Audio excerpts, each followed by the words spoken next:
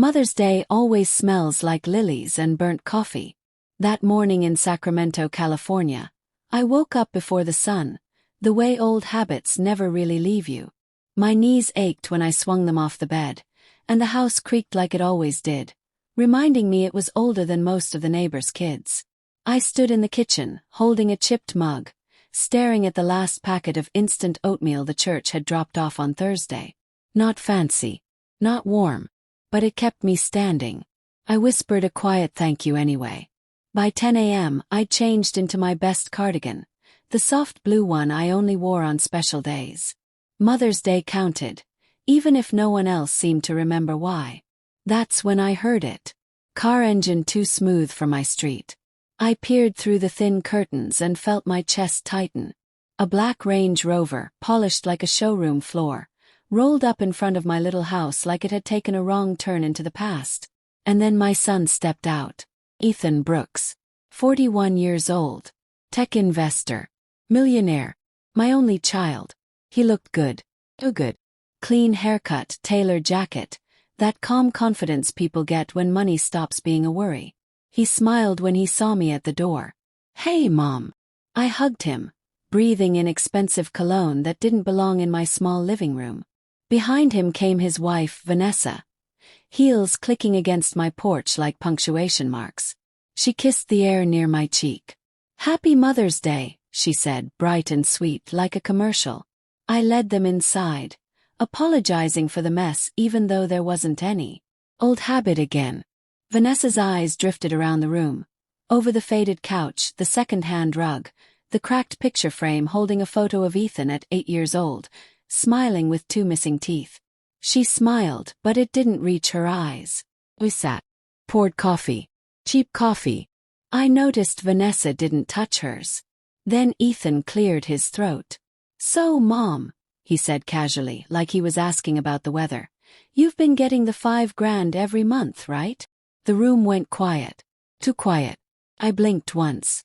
Then again. $5,000. I repeated. Vanessa's smile froze for just half a second. Most people wouldn't have noticed. I did. Ethan nodded. "Yeah. Vanessa's been handling it. $5,000 a month. I just wanted to check you're comfortable. You know, groceries, bills, all that." My fingers tightened around the mug. $5,000. I swallowed. "Sweetheart," I said slowly, choosing my words the way you do when the floor feels unsteady. "I've been eating food boxes from St. Luke's Church." Vanessa laughed lightly. Too lightly. "Oh, Eleanor," she said, waving her hand. "You always exaggerate. You love helping the church." I looked straight at her. "I love surviving," I said quietly. Ethan frowned. "What do you mean?" I set the mug down before my hand started shaking. "I mean," I said, "if you've been sending money, it hasn't been landing here." The smile slid off Vanessa's face like it had lost its grip. "That's not possible," she said quickly. "I come by every month. You probably just forgot." Forgot. That word hit harder than any insult. Ethan shifted in his seat. "Vanessa, you said you drop it off." "I do," she replied instantly. "Every month. Cash sometimes. Transfers other times." I met my son's eyes. "Ethan," I said gently, "I haven't seen a single dollar." Silence stretched between us. Outside a dog barked. Car passed. Life kept moving while my world tilted. Vanessa crossed her arms, lips tight now. "With all respect, Eleanor, memory isn't exactly your strong suit anymore." That was it. Something inside me clicked. Not loud, not dramatic. Just final. Smiled. "Maybe," I said. "But I remember counting quarters to pay for my blood pressure meds last month. And I remember praying real hard that the church pantry would be open on Fridays." Ethan stood up. "Okay. Time out," he said. "This doesn't make sense. I've been transferring the money every month." "To who?" he asked. Vanessa answered before he could. "To your mother. Obviously." I nodded slowly. "Well," I said, "then somebody's lying. And it isn't me." Vanessa grabbed her purse. "This is getting uncomfortable. You're upsetting Ethan." I looked at her, really looked. designer bag, fresh nails, new phone, shoes that cost more than my fridge. I've been uncomfortable for 8 months, I said. You're just visiting. Ethan rubbed his face. Mom, I promise I'll check the accounts. Maybe it's a banking issue. I stood up too. Please do, I said. Because something smells off. And it isn't my coffee. Vanessa's eyes flashed. She smiled again, but this one was sharp. We'll talk later, she said. When everyone's calm. They left 10 minutes later. The Range Rover disappeared down the street, leaving behind silence and dust. I sat back down, heart pounding. $5,000. Months. $40,000. That money could have fixed my heater. Replaced my leaking roof. Let me buy fresh food without shame. Instead, I'd been thanking strangers for canned soup. That night, I opened an old spiral notebook I used to keep recipes in. I flipped to a blank page and wrote, "If money was sent, I will find where it went." Then I closed the notebook. I didn't cry.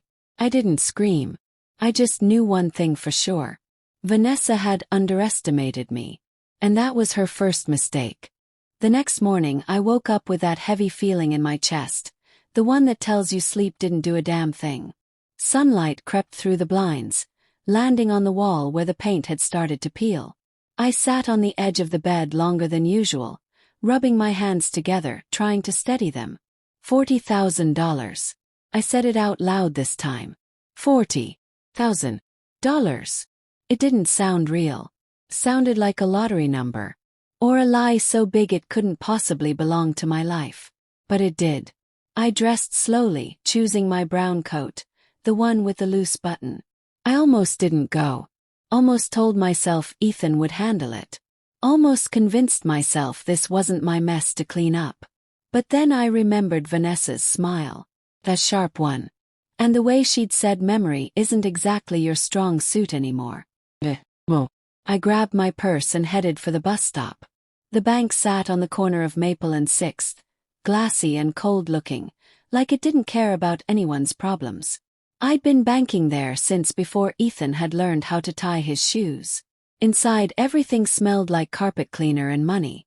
I waited in line behind a man arguing about overdraft fees and a young woman bouncing a baby on her hip. When it was finally my turn, I stepped up to the counter.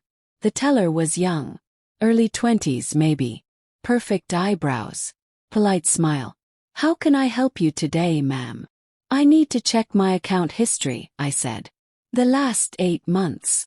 She nodded, tapping on her keyboard. "Sure. ID, please." I slid it across. Her eyes flicked to the screen. Then back to me. Then back to the screen again.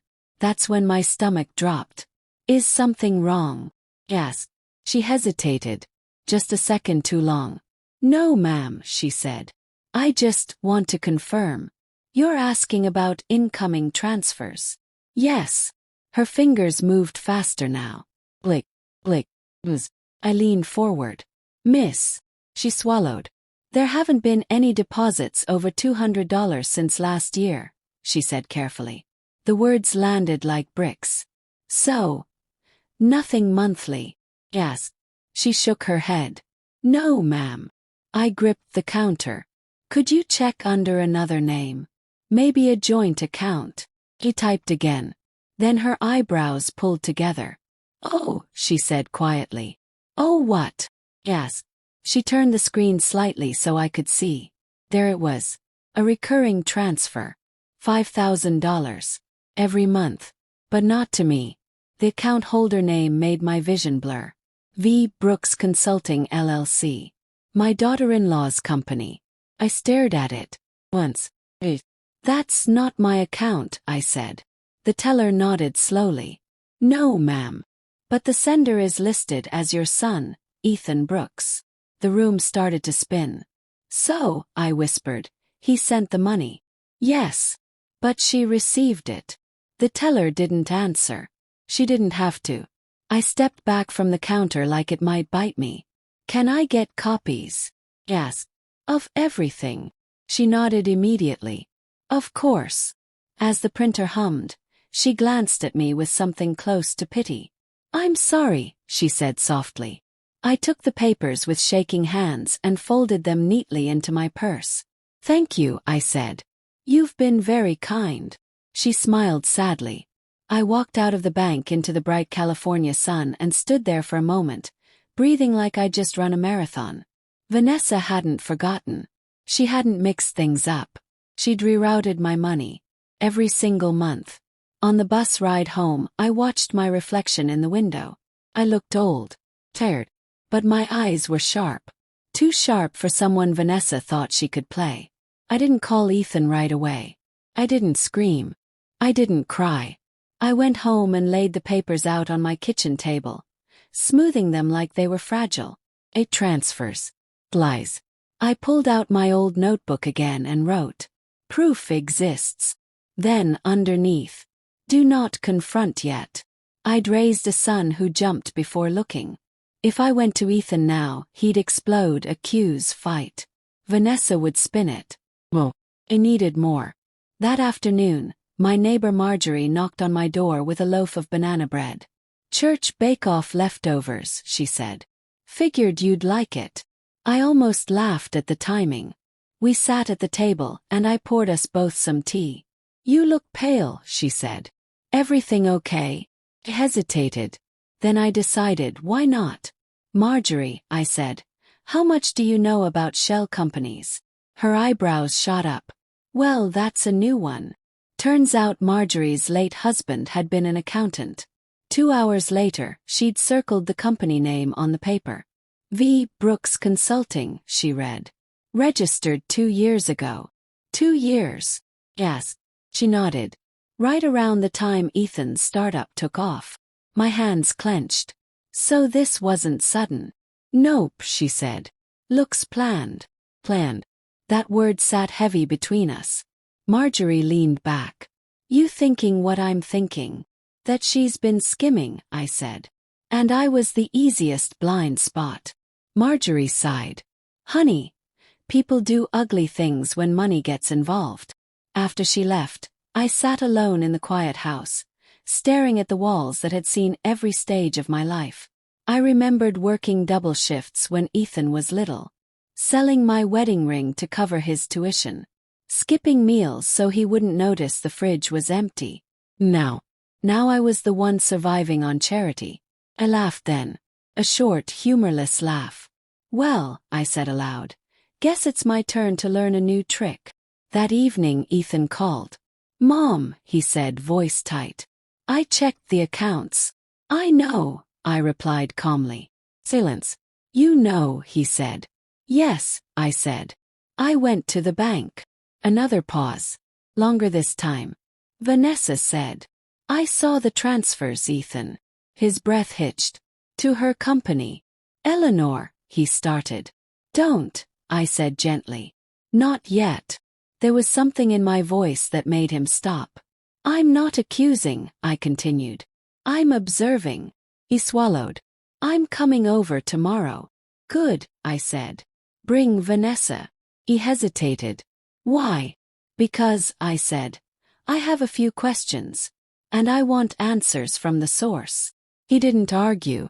After the call, I stood at the sink, washing the same mug twice. Tomorrow wouldn't be polite. Tomorrow wouldn't be easy. But tomorrow the truth would start cracking. And Vanessa, she still thought this was about memory. She had no idea it was about records. They showed up right on time the next afternoon. That alone told me something. Vanessa never showed up anywhere unless she felt in control. I watched through the window as Ethan parked the Range Rover. He got out first, rubbing his hands together like he was bracing for cold weather. Only it wasn't cold. It was nerves. Vanessa stepped out next. Perfect posture. Sunglasses on. Chin high. Like she was walking into a brunch, not a reckoning. I opened the door before they knocked. "Come in," I said. Vanessa hugged me again, light and quick. No warmth. "You look better today," she said. "More rested." Smiled. Funny what a good night's sleep can do. She didn't catch the edge in my voice. Or maybe she did and chose to ignore it. We sat at the kitchen table. Same table where Ethan used to do homework. Same scratches. Same memories. Vanessa crossed her legs, phone face down on the table. Ethan cleared his throat. Mom, we should talk. I agree, I said. That's why I asked you both to come. Vanessa tilted her head. Before this turns into something dramatic, I just want to say, if there was a misunderstanding, I'm sure we can clear it up. Misunderstanding. I reached into my purse and calmly laid the bank statements on the table. One by one. No rush. Vanessa's eyes flicked down, then back up, then down again. Her smile didn't move, but something behind it did. What's this? She asked. Receipts, I said. The kind that don't forget. Ethan leaned forward, scanning the pages. Vanessa, he said slowly. She waved her hand. Ethan, let me explain. Please do, I said. Start with why my support money was sent to your company. She exhaled like I was exhausting her. Okay, she said. First of all, it's our company. Second, it was temporary. Temporary for 8 months. Yes. I shrugged. I was reinvesting it. Ethan looked confused. Reinvesting it how? For growth, she said quickly. So it could earn more for your mom long term. He nodded. Interesting. Because my stomach didn't feel any growth while I was eating canned beans. Vanessa shot me a look. There's no need to exaggerate. Leaned back. I've been underselling actually. Ethan's voice tightened. Vanessa, you said you were delivering the money. I was managing it, she corrected. You didn't want to deal with details. That's not the same thing, he snapped. She stiffened. Watch your tone. I raised a hand. Please. Don't fight on my behalf. Just answer one question. She turned to me, annoyed now. What? Did you ever intend to tell me? Silence. Real silence this time. Then she smiled again, but it was brittle. Eleanor, she said, you're not exactly tech-savvy. Handling large sums could have overwhelmed you. I laughed. Slow laugh. Vanessa, I said. I raised a child alone on a cashier's salary. I managed budgets tighter than your designer jeans. Ethan stood up. This is messed up. Vanessa stood too. You're blowing this out of proportion. I stayed seated. That money, I said calmly, was for my care, not your investments. She grabbed her purse. We'll talk later. No, I said. We'll talk now. She froze. I'm not asking, I continued. I'm informing. Ethan turned to her. Did you move any of it back? She hesitated. That was all I needed. How much is left? Yes. Her jaw tightened. That's not your concern. Ethan slammed his hand on the table. It absolutely is. I watched my son, really watched him. The boy I raised was waking up. And Vanessa, she saw it too. We're done here, she said coldly. This conversation is going nowhere. She walked to the door. I spoke before she could open it. One more thing, I said. She stopped. I spoke to the bank, I continued. And an accountant. That was a lie. But it landed. Her shoulders stiffened. And, I added softly, they mentioned something about fiduciary responsibility. She turned slowly. What did you say? She asked. I met her eyes. I said, I'm done being quiet. Ethan looked between us. What does that mean? It means, I said, standing now, this isn't staying in the family. Vanessa's face went pale. You wouldn't, she said. Smiled. Try me. They left without another word. That night, I sat alone and finally wrote at the top of a fresh notebook page. My name is Eleanor Brooks. I am 68 years old. And this is where I stop letting people take from me. Close the notebook. Tomorrow I'd make calls. And none of them would be polite. I'm gonna say something right now that's gonna make a lot of people uncomfortable. For 10 years of my life, the person I trusted more than anyone else in this world was the one destroying me. The person I carried in my body. The person I fed, protected, raised with everything I had. My own son. For a decade, while I was trapped inside a body that wouldn't move. He violated me every single day. And the sickest part, he did it while pretending to be my caregiver. I know that sounds like something out of a nightmare, like some messed up movie plot. But this didn't happen in some dark alley or hidden basement. It happened in my own home. In a quiet American town. Under the same roof where I once kissed him goodnight and told him I loved him. My name is Eleanor Whitmore. I'm 73 years old. And I live in Riverton, a small town where people wave at each other from their porches and think they know their neighbors. If you see me today, you'd never guess any of this. Most folks know me as Miss Ellie, the old lady at the weekend market, with jars of dried herbs and homemade teas. Talk slow. Smile a lot. I always ask how your knees are doing, or whether your sleep's been any better. People say I have a calming presence, that I make them feel safe. They have no idea what I survived to get here. Before I keep going, let me ask you something. Drop your name in the comments. Tell me where you're listening from. Not because I'm chasing numbers, but because this story isn't for everyone. It's for people strong enough to hear the truth, without turning away. I wasn't always this calm, quiet woman with a market stall. I used to work in a textile factory. Real work. Hard work. I spent decades hunched over a sewing machine, hands moving so fast they'd cramp by lunchtime. The factory sat on the edge of town, loud, hot, and filled with fabric dust that clung to your lungs. Most of us women there couldn't afford the clothes we made. But we showed up anyway, every day, because bills don't care how tired you are. I was 19 years old when I got pregnant. Too young, too naive, too hopeful. The father was charming at first, promised me everything. When I told him I was pregnant, his whole face changed. He said he wasn't ready, said he didn't want responsibility. Then he disappeared. No goodbye, no support, no second thought. That's when I learned my first hard lesson about life. You don't always get to choose who leaves, but you do choose who you become after. I named my son Daniel. The day he was born, I looked at his tiny face and made myself a promise. No matter how hard life gets, this child will never doubt that he is loved. Maybe I loved him too much. Raising Daniel alone wasn't easy. I worked long shifts, sometimes 2 jobs. I woke up before sunrise, packed lunches, caught buses across town. I'd come home exhausted, feet aching, hands stiff from work. But every night I made time for him. Homework at the kitchen table, cartoons on the couch, stories before bed. Weekends were for parks and ice cream. Even when money was tight, I saved every dollar.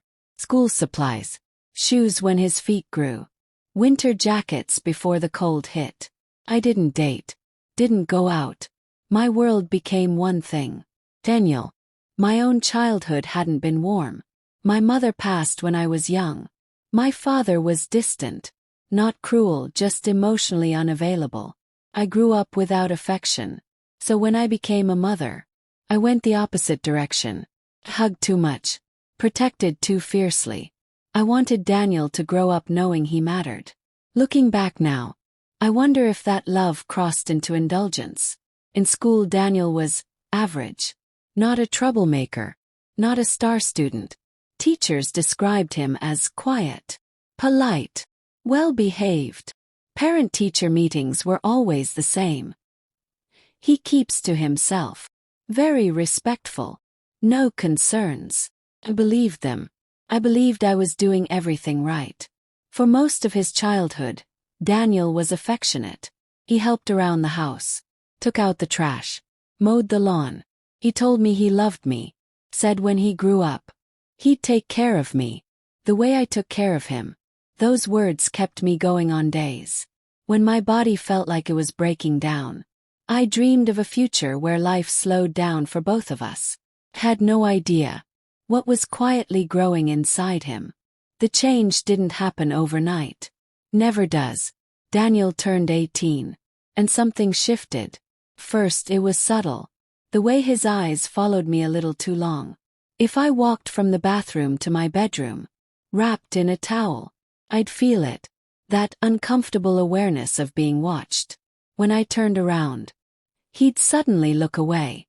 I told myself I was imagining things. I worked too much. I was tired. That's what exhaustion does, right? Then the affection changed. Hugs lasted longer. Too long. He stood closer than necessary. Touched my arm when he talked. Once while I was cooking, he came up behind me and wrapped his arms around my waist. I stiffened. "Daniel," I said, trying to keep my voice light. "Don't do that." He laughed. "What?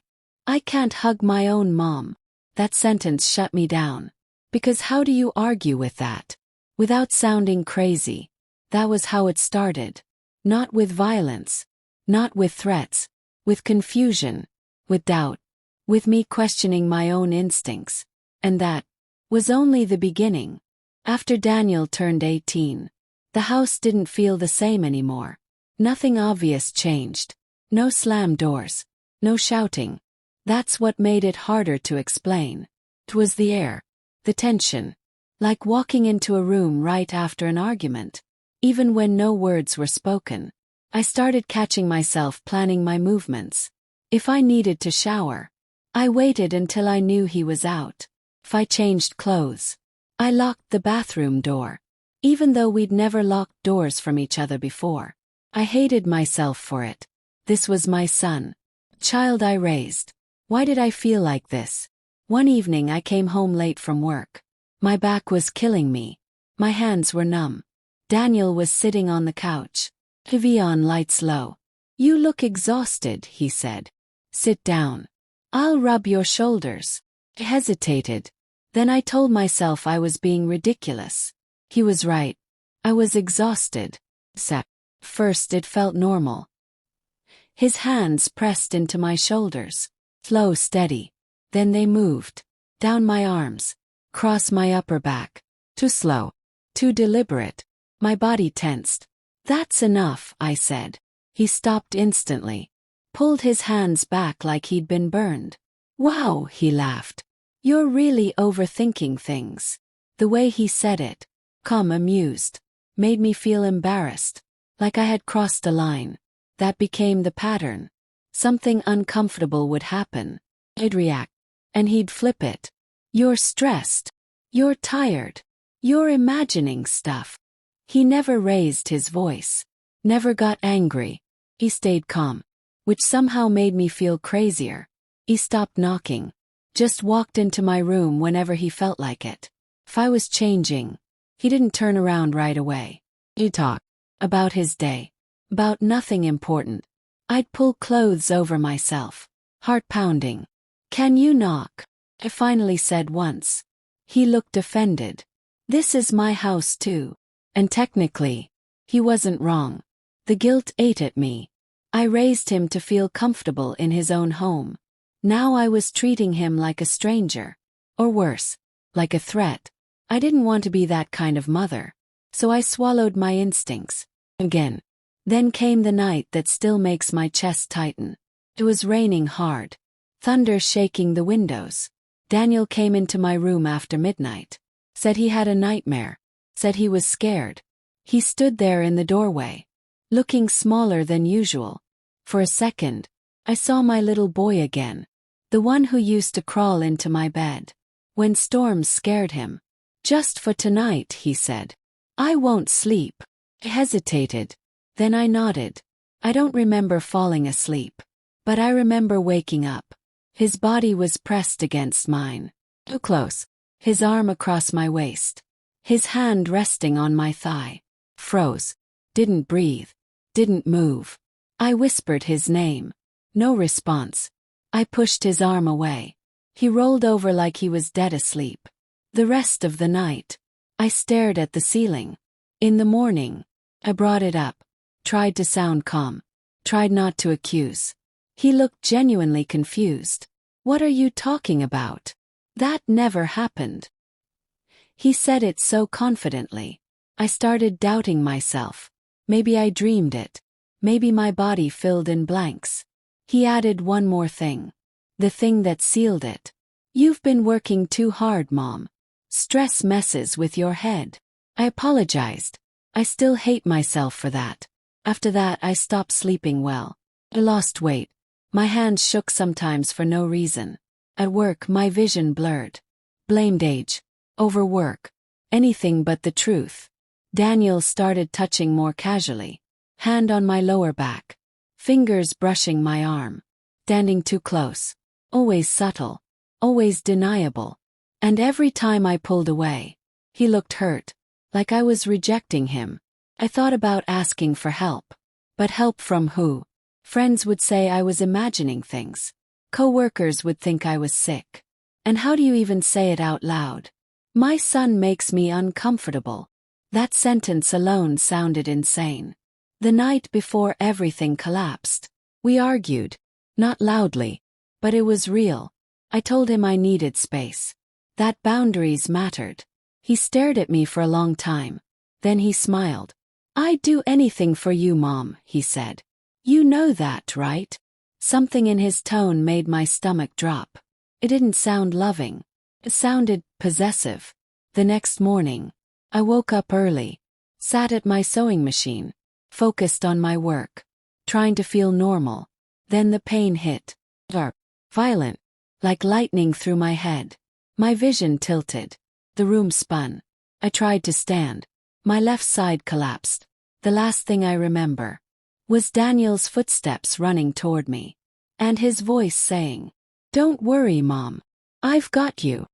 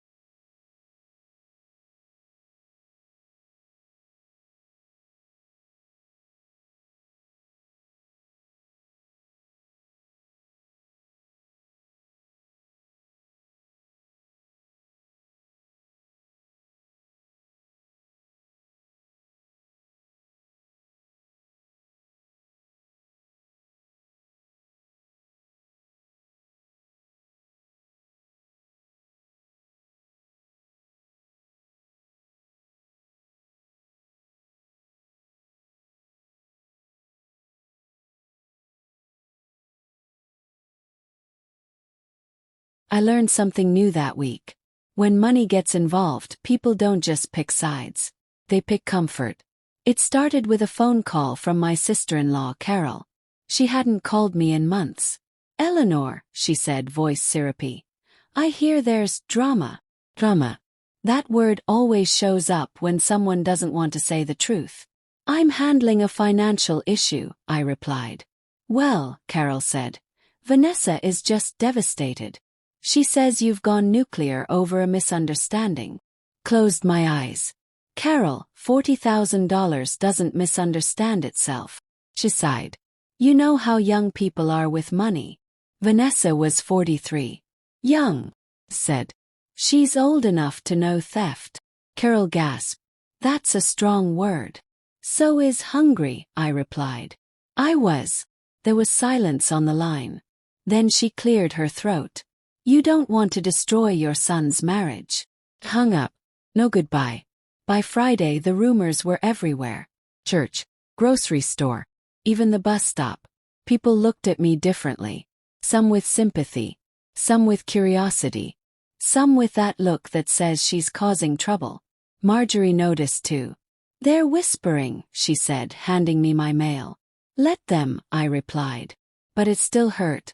Not because I was wrong. Because I was alone. That afternoon, Ethan came by looking furious. She told my parents you're confused, he said. That you're being influenced by people at church. I felt something crack inside my chest. She went to your parents. Yes, he snapped. And to Carol. And God knows who else. She's building a shield, I said quietly. Social pressure. He ran his hands through his hair. They're asking me to step in. To stop you. I met his eyes. And what did you say? I said no. My throat tightened. She's telling people you're greedy, he added. That you don't need the money. I laughed bitterly. I didn't need food either, apparently. Ethan slammed his fist on the table. I'm done protecting her. I reached for him. Careful. Anger can make things messy. I don't care, he said. I want the truth out. That's exactly what she wants to avoid, I replied. That night my phone buzzed again. Unknown number. Answered. Eleanor, a man's voice said. This is Richard Brooks. My former father-in-law. Ethan's dad. My stomach dropped. I hear you're causing problems, he continued. I'm solving one, I replied. He scoffed. Vanessa says you're being manipulated. By who? Asked. The bank statements. He sighed. You should drop this. For the family. For which family? Asked. The one that let me eat charity food. He didn't answer. Tell Vanessa, I added. That pressure isn't repayment. Hung up. My hands were shaking now. This was the part nobody warns you about. The part where standing up costs you peace. The next morning Marianne called. Are you experiencing social pushback? She asked. Yes, I said. Expected, she replied. It's called reputational pressure. Stay quiet. Let me handle communication. Vanessa's telling people I'm unstable. Marianne didn't miss a beat. Then she's laying groundwork for a defense. That made my blood run cold.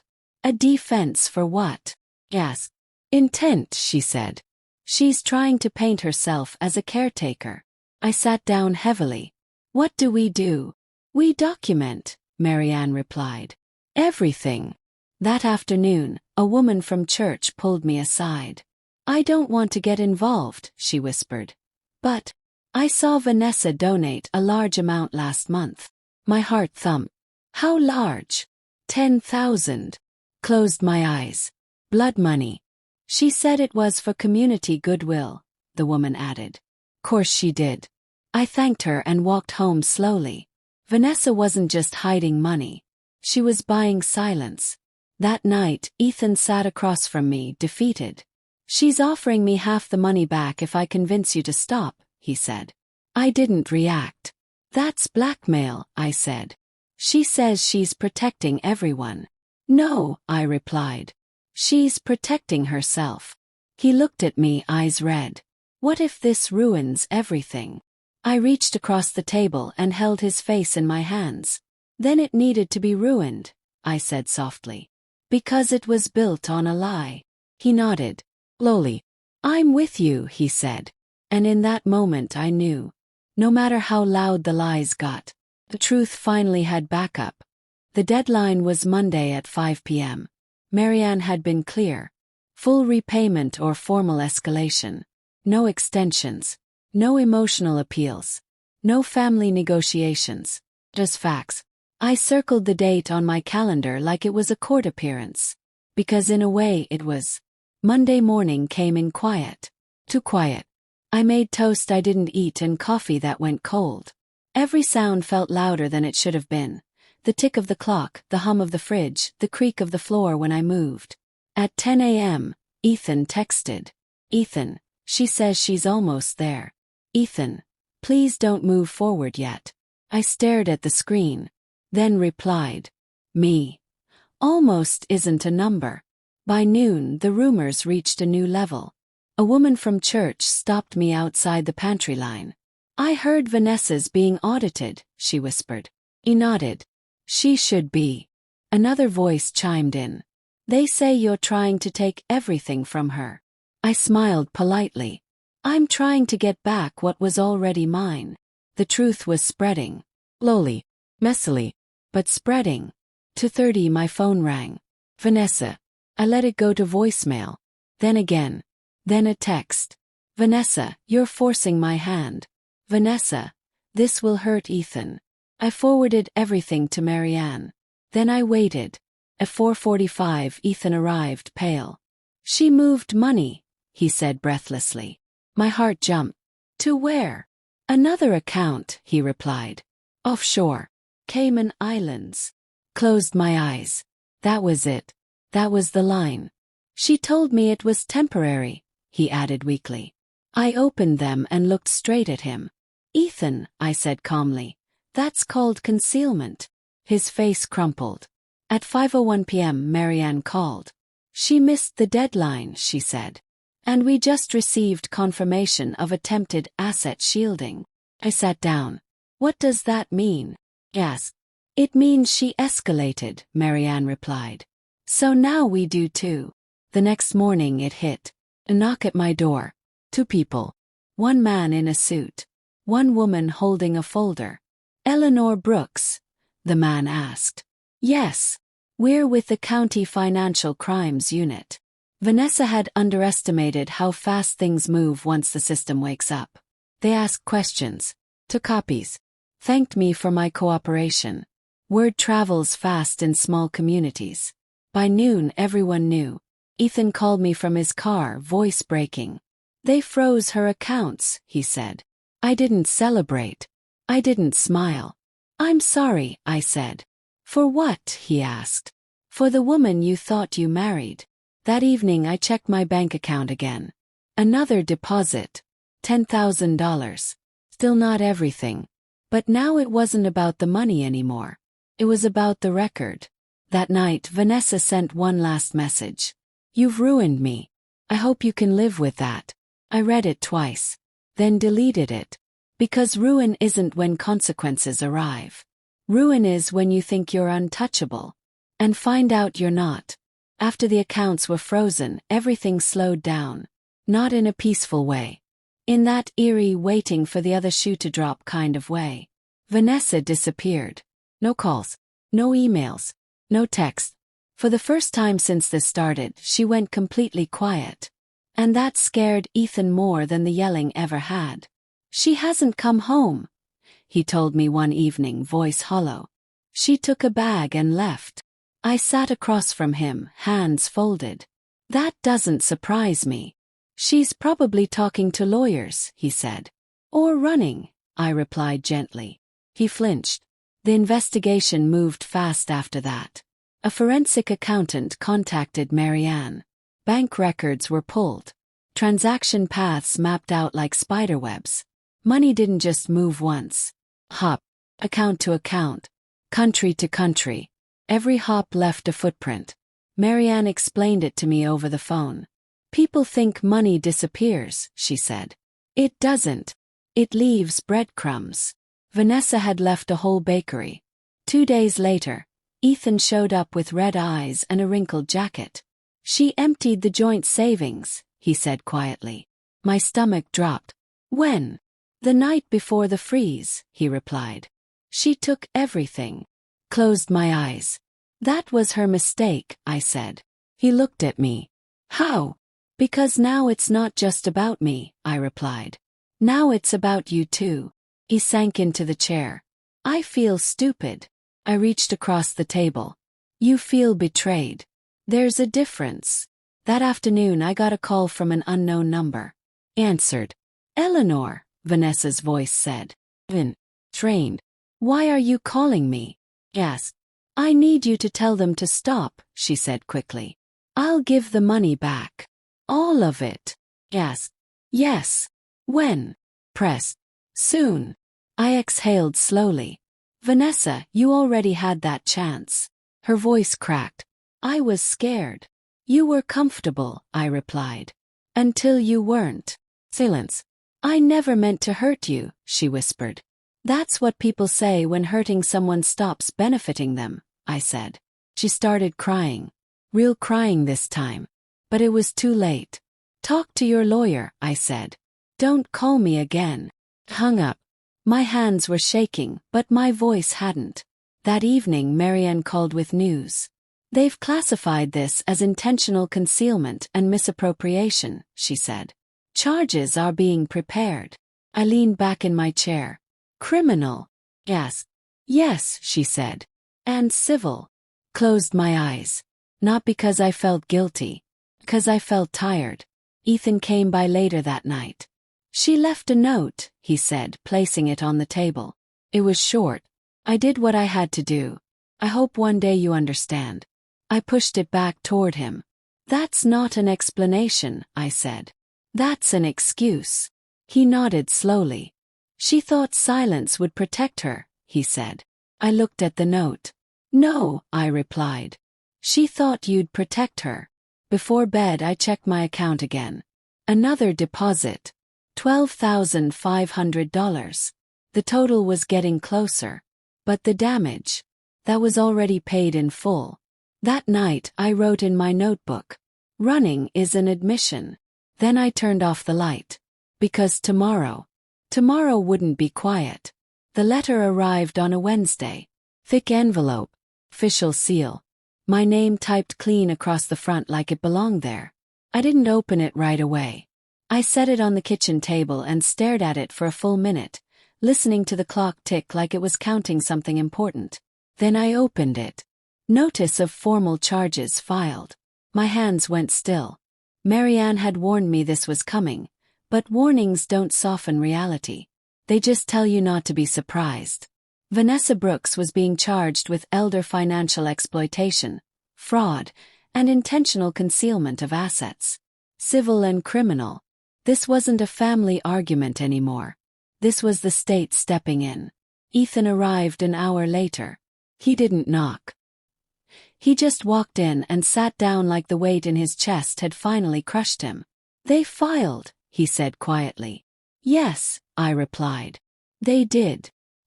He rubbed his hands together, eyes fixed on the floor. I keep thinking there's a way to rewind this. I reached across the table and touched his arm. Rewinding doesn't fix broken trust, I said. It just hides it longer. He nodded, swallowing hard. They're asking me to testify, he added. I didn't look shocked. They will, I said. You're the source of the funds. He exhaled sharply. She says if I testify, it's over forever. I met his eyes. It already is, I said gently. That was the moment he cried. Not loud. Not dramatic. Just quiet tears sliding down his face while he tried to keep breathing. I didn't rush him. Grief needs space. That afternoon the phone calls started again. Not from family. From people I didn't know. One voicemail was angry. Another was sympathetic. One was clearly fishing for information. Someone had leaked it. By evening my neighbor texted me. Marjorie, you might want to turn on the news. I didn't. Already knew. Marianne called at 6. Media interest is picking up, she said. We're keeping you out of it as much as possible. I didn't ask for attention, I replied. I know, she said. That's why people are paying attention. I paused. Are you okay? She asked. Thought about it. I'm steady, I said. That's enough for now. Later that night, Ethan told me Vanessa had finally been located. Hotel 2 counties away. She wants to meet, he said. I shook my head immediately. No. She says she wants to apologize. Apologies don't undo bank transfers, I replied. He nodded. I told her you wouldn't. Before bed I checked my account again. One last deposit had come through. $2,500. The total was complete. Every dollar accounted for. I stared at the screen longer than I expected to. Not because I felt victorious, because it had cost so much more than money. That night, I wrote in my notebook one final line for this chapter. Justice doesn't feel like revenge. It feels like gravity. Closed the notebook. Outside, the streetlight hummed, steady and unbothered. Tomorrow there would be court dates, statements, testimony. But for the first time in a long time, I slept without fear of being erased. I knew it had gone public when the grocery clerk avoided my eyes. Not out of anger. Out of discomfort. The kind people get when they know something personal about you that you never offered. I paid for my bread and milk, nodded politely, and walked out like nothing had changed. Everything had. By noon my phone was buzzing nonstop. Unknown numbers. Blocked calls. Messages from people who hadn't spoken to me in years. Some were kind. Others weren't. One voicemail said, "You should be ashamed of yourself." Another said, "Thank you for standing up." Both left me feeling tired. Marianne had warned me. Once it's public, she'd said, you lose control of the narrative. She was right. Online people had opinions. Too many of them. Some painted me as a helpless old woman finally saved. Others painted me as a bitter mother-in-law destroying a marriage. Neither was true. I was just a woman who wanted her life back. Ethan stopped by that afternoon. "They're camped outside the office," he said. "Reporters." I shook my head. "I don't want to talk." "You don't have to," he replied. "They're more interested in her." That didn't comfort me. "She's blaming you," he added quietly. My stomach tightened. "For what?" "For not stopping this sooner," he said. "For letting it escalate." I laughed softly. Funny how responsibility works when it's convenient. He sat down heavily. "She's telling people you pushed me into testifying." I met his eyes. "Did I?" "No," he said immediately. "You told me to tell the truth." "Then that's all that matters," I replied. That evening the news broke wide. Local first, then regional. Tech investor's wife charged in elder financial exploitation case. They didn't use my name in the headline, but it was in the article. Relationship. Mount. Every detail stripped of context and dressed up for clicks. Marjorie called me, voice shaking. "I'm so sorry," she said. "People are talking." "I know," I replied. "Do you want me to come over?" "Yes," I said softly. "I do." We sat at my kitchen table, hands wrapped around mugs of tea. Marjorie shook her head. "I keep thinking about how easily this could have stayed hidden." "That's the scariest part," I said. "It almost did." She looked at me. "Do you regret it?" I didn't answer right away. I thought about the fear, the loneliness, the nights wondering if I'd imagined everything. "No," I said finally. "I regret how long I stayed quiet." Later that night, Ethan called again. "She's been charged, Mom," he said. "Formally. No more delays." "I know. There's a court date," he added. "Soon." Closed my eyes. "I'll be there," I said. He hesitated. "She's going to fight." "I expect nothing less," I replied. Before bed I turned off the TV. I didn't want to see my life dissected by strangers. I wanted quiet. I opened my notebook again and wrote, "When truth goes public, it stops being gentle." Closed it. Tomorrow I would step into a courtroom. Not as a victim, but as a witness. The courtroom was colder than I expected. Not just the air, the feeling. Wooden benches, pale walls, flags standing stiff like they were holding their breath. Everything smelled faintly of old paper and disinfectant. I sat beside Marianne, hands folded in my lap, listening to my name echo through the room. Eleanor Brooks. That was me. Not someone's mother. Not someone's inconvenience. It was me. Please raise your right hand. I did. The oath felt heavy. Final. I took my seat on the witness stand and looked straight ahead, careful not to search the room. I already knew who was there. The prosecutor's voice was calm. Mrs. Brooks, can you tell the court your age? 68. And your relationship to the defendant? She's my daughter-in-law. Was there an agreement regarding financial support? Yes. I spoke slowly, clearly. No rush. That money was meant for my living expenses. Food, utilities, medical care. Did you receive it? No. The word sounded small, but it carried weight. They showed me documents, transfers, amounts, every month, like clockwork. Did you authorize these funds to be redirected to V. Brooks Consulting? No. Did the defendant inform you? No. I felt eyes on me then. A jury. Strangers measuring my truth. The defense attorney stood. Sharp suit. Sharper smile. Mrs. Brooks, he said. Isn't it true that you've had trouble remembering details in the past? There it was. I didn't flinch.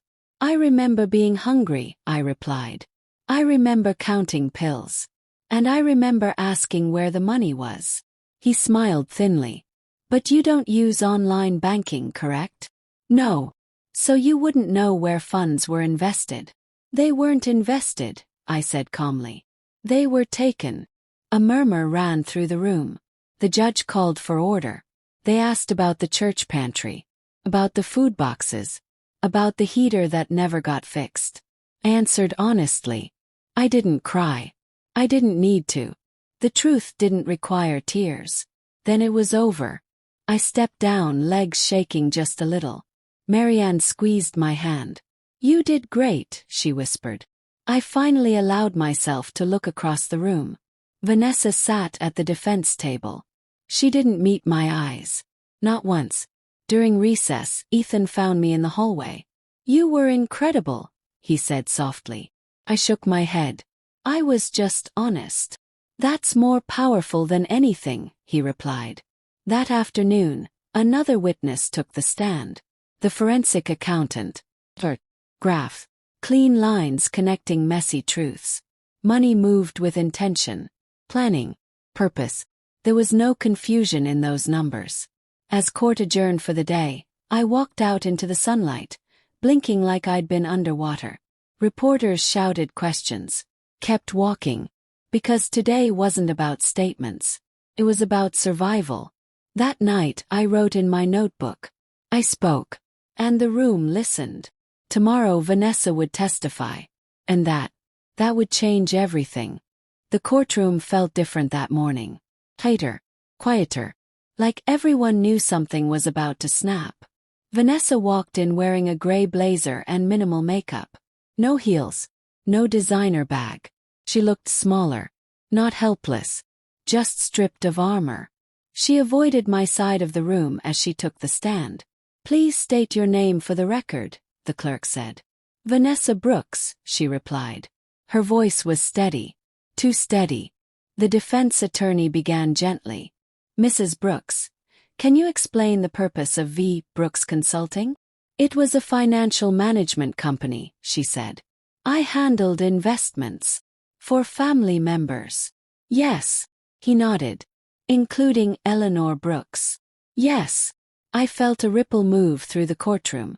Did you intend to harm her financially? He asked. No, Vanessa said immediately. Never. She looked toward the jury. I was trying to help. The prosecutor stood.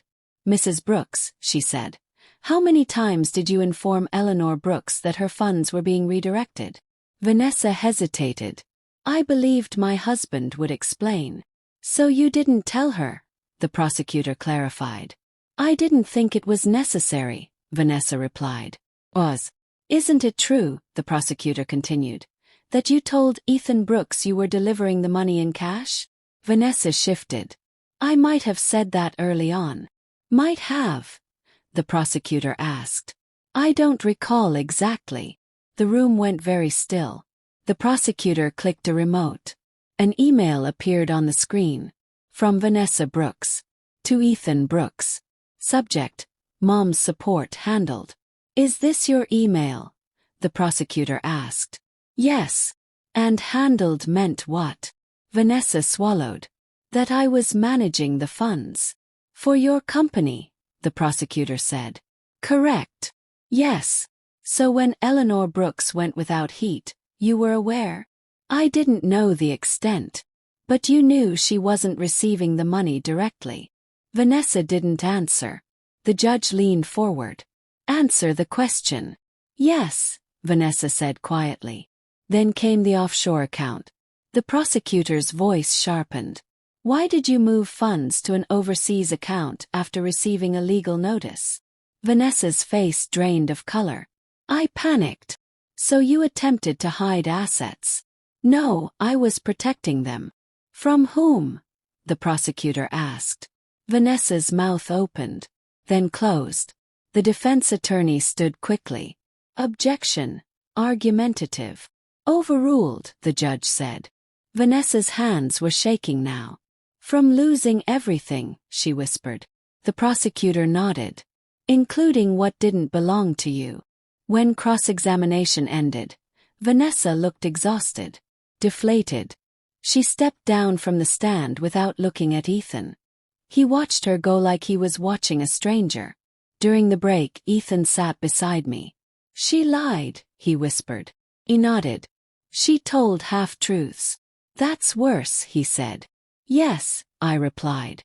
Because they sound believable. Court adjourned early that day. The judge announced closing arguments would begin next. As I walked out, I felt something lift. Not relief. Clarity. Vanessa hadn't fallen apart on the stand. She'd done something worse. She'd confirmed everything. That night I wrote. She spoke. And the truth corrected her. Tomorrow they'd decide. And no matter the outcome, I'd already won back my voice. Closing arguments began the next morning. No witnesses. No exhibits. Just words. And words I'd learned could either cut or clarify. The prosecutor stood first. She didn't raise her voice. She didn't dramatize. She simply told a story. This case, she said, pacing slowly, is not about family conflict. It's about choice. She gestured toward the screen. Choice to reroute funds. Choice to conceal them. Choice to lie when asked. She turned toward the jury. Eleanor Brooks trusted her family. That trust was used as leverage. No theatrics. Just facts stacked neatly like bricks. Then the defense rose. The attorney walked slowly, hands clasped. Mrs. Brooks is not a criminal mastermind, he began. She is a woman who made mistakes under pressure. He spoke about stress. About business downturns. About intentions. He painted Vanessa as overwhelmed, not malicious. She planned to return the money, he said. There was no intent to permanently deprive. I felt Ethan shift beside me. I stayed still. Intent doesn't erase impact. The prosecutor stood again. And yet, she said calmly, she returned funds only after detection. She clicked the remote. Dates appeared. Legal notice. Offshore transfer. Frozen accounts. That is not correction, she said. That is reaction. He paused. If this were about protection, she continued, why hide? The room felt heavy. The judge addressed the jury. You are to consider evidence, not sympathy. I watched the jurors' faces. Serious. Focused. No one looked confused. When it ended, we were told to wait. Deliberations. The longest waiting room of my life. Ethan paced the hallway. I keep thinking about the woman I married, he said. People don't change, I replied. They reveal. He nodded slowly. I'm sorry it took this long, he said. I squeezed his arm. You showed up when it mattered. Hours passed. No verdict. We were dismissed for the day. Tomorrow, they said. Another night of waiting. That evening I sat at my kitchen table, notebook open. I didn't write much. Just one line. Truth doesn't rush. It arrives. Closed the book. Tomorrow the room would decide. And whatever happened, I would walk out standing. The courtroom was full again. Not loud. Not chaotic. Just heavy. People whispered, then stopped when the jury filed in. 12 faces. 12 decisions already made. I sat with my hands folded, eyes forward, heart steady in a way I didn't expect. The bailiff spoke. All rise. We stood. The judge nodded to the jury foreperson. Has the jury reached a verdict? Yes, Your Honor. My breath caught. On the charge of elder financial exploitation. We find the defendant guilty. The word landed clean. No gasp. No shock. Just wait. Ethan exhaled sharply beside me. Vanessa's shoulders sagged. On the charge of fraud. Guilty. Another pause. On the charge of intentional concealment of assets. Guilty. That one broke something. Vanessa closed her eyes. Her attorney whispered to her, but she didn't respond. The judge thanked the jury and dismissed them. Sentencing was scheduled for a later date. But the decision, that was final. Outside the courtroom, reporters surged. Questions flew. I kept my head down and walked. Because justice doesn't need commentary. Ethan stopped me in the hallway. I don't know how to feel, he admitted. That's okay, I said. Relief and grief can live together. He nodded slowly. She did this, he said. Not you. I squeezed his hand. You'll remind yourself of that more than once.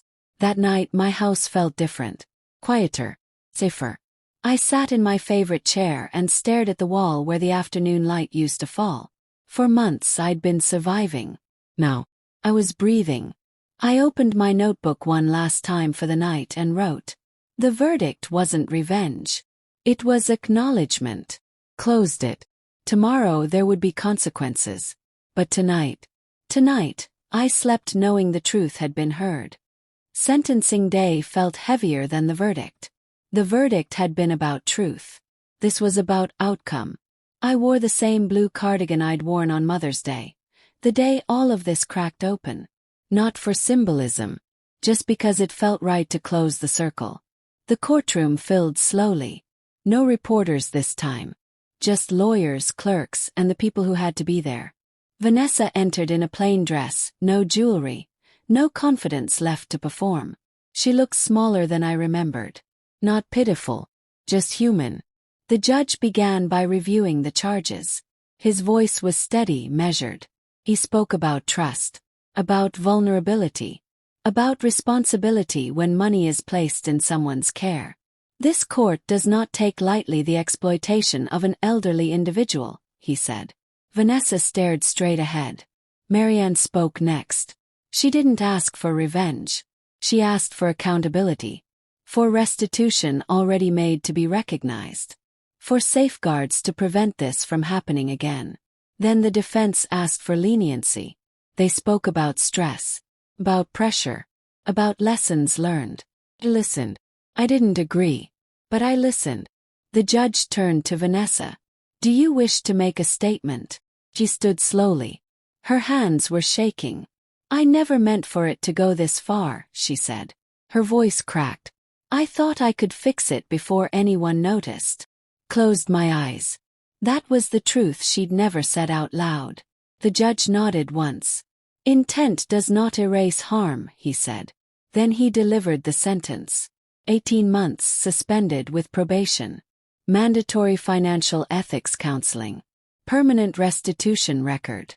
No management of others' funds for 10 years. No applause. No reaction. Just finality. Vanessa sat down like the floor had dropped beneath her. Ethan stared straight ahead, jaw tight. Felt nothing. No joy. Not anger. Just closure. Outside, Ethan spoke quietly. I don't know what happens next, he said. You rebuild, I replied. Carefully. He nodded. I'm sorry, he said again. I smiled gently. I know. That night I sat alone in my living room. The house felt like mine again. I made tea and opened my notebook. This time I wrote slowly. Justice didn't give me back the past. It gave me back myself. Closed the book. Tomorrow life would continue. But tonight I rested. The days after sentencing were strange. Not loud. Not dramatic. Just quiet. The kind of quiet that settles in after a storm passes and leaves you standing there, wondering what to do with all the calm. The phone stopped ringing. Reporters moved on to the next headline. People at church stopped whispering and started smiling again. Careful smiles, like they weren't sure what version of me they were allowed to talk to. I decided for them. I showed up anyway. The first Sunday back, I sat in the same pew I always had. The woman next to me squeezed my hand. "You were brave," she whispered. I nodded. "I was tired." She smiled like she understood. After service, the pastor thanked me quietly for speaking up. "Stories like yours help others," he said. I thought about that all the way home. How many people stay silent because silence feels safer? Marjorie came by that afternoon with lemonade. She sat on my porch and watched the street like nothing had ever happened. "You look lighter," she said. "I am," I replied. I didn't realize how heavy secrets were. She laughed. "You gonna be famous now?" Smiled. "God, I hope not." Ethan came over later that week. He looked different. Not broken. Just older. "I'm moving into an apartment downtown," he said. "Starting fresh." "That sounds healthy," I replied. He hesitated. "She tried to call. I didn't ask when." "Did you answer?" "Yes." "No," he said. "I'm done rescuing." He nodded. "That's growth." He smiled weakly. "You taught me that." One afternoon, I opened my mailbox and found a handwritten note. No return address. It read, "Thank you for showing me I'm not crazy. I'm leaving too." I held that paper for a long time. This had ripples. I hadn't seen them before. That night I opened my notebook again. I didn't write about court, or money, or betrayal. I wrote, "Peace is not loud. It doesn't announce itself. It simply stays." I closed the notebook and turned off the light. For the first time in months, tomorrow didn't scare me. Healing didn't arrive all at once. It came in small, almost unnoticeable moments. Like waking up and realizing my chest didn't feel tight anymore. Like checking my bank balance without fear. Like eating breakfast without counting how many meals were left. I didn't celebrate those moments. I just noticed them. The first thing I fixed was the heater.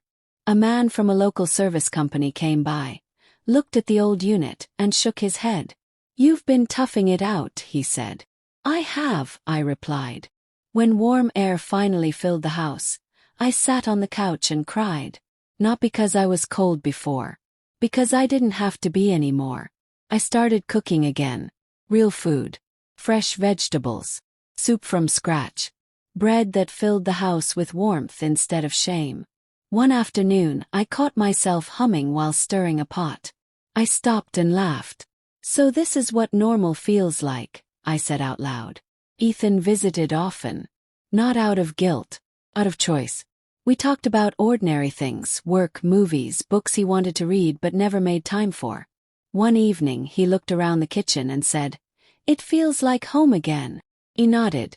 It always was. We just lost sight of it. I donated the old notebook to a box under my bed. Not thrown away. Just retired. Some stories don't need to be reread. At church, a woman approached me quietly. "My daughter controls my finances," she said. "Sometimes I don't understand them." My heart softened. "Do you want help?" "Yes." She nodded. We sat together the next day and went through everything slowly. No fear. No judgment. Just clarity. That night I wrote one last thing about healing. Recovery isn't becoming who you were.